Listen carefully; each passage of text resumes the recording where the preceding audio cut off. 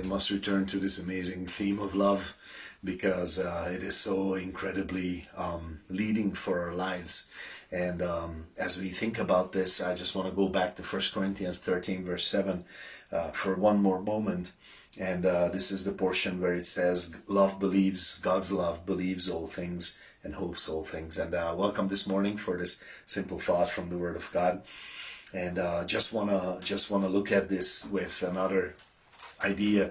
I just said that God doesn't promise us that if we love with His love, we will be always right. Or what I want to point out today is that He doesn't promise us that we will be the smartest people in the world. Okay, and that's actually what we would love to be. That I would love to be the smart, of course. But God says I want to give you something more in a different way. And this verse, for example, love believes all things and hopes all things. And so. Okay, so God's love doesn't believe everything you say. That's not what it means. God's love doesn't mean that you have to believe what everybody says. That's not what it's talking about, of course.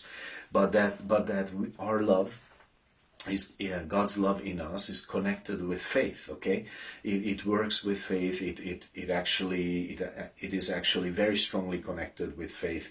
We could even maybe say that it's sourced in faith. Yeah, possibly we could connect it that way.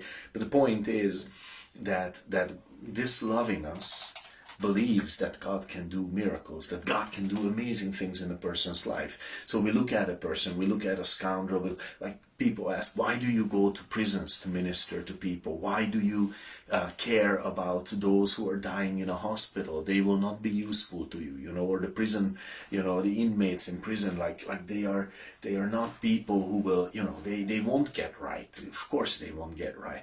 And we say, well, we believe because of God's love for them that God can turn their lives.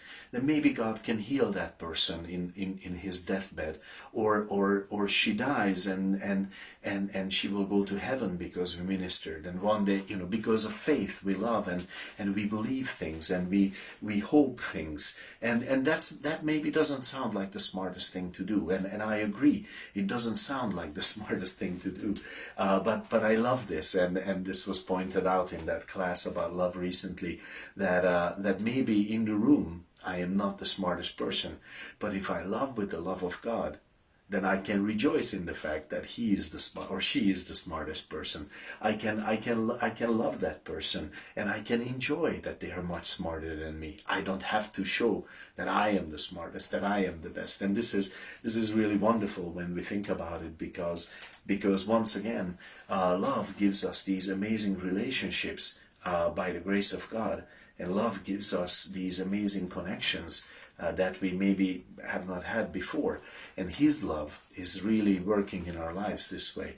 Sure, it doesn't necessarily make us the smartest person in the room, but it gives us amazing connections with everyone, and even with the smartest person in the room. And I can enjoy that. I'm not in a competition, because a few verses before, in verse 4, it says that this love does not envy.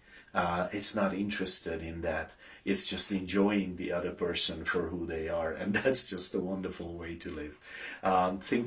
Replace that with something else, the smartest, the most beautiful. Let's say you're a woman and you're not the most beautiful in the room. What is your relationship with that person? Or you're a man or a woman and you're not the richest person or the coolest person. You're a teenager and you're not the coolest person in the room.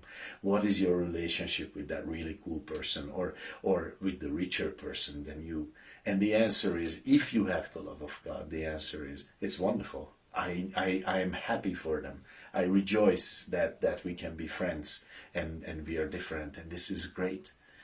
So the love of God, it's amazing, and it's something beautiful to crave for and to desire to grow in and to pray for in our lives, because it really changes everything for us. God bless you with these thoughts. Trust that we can meet here soon again.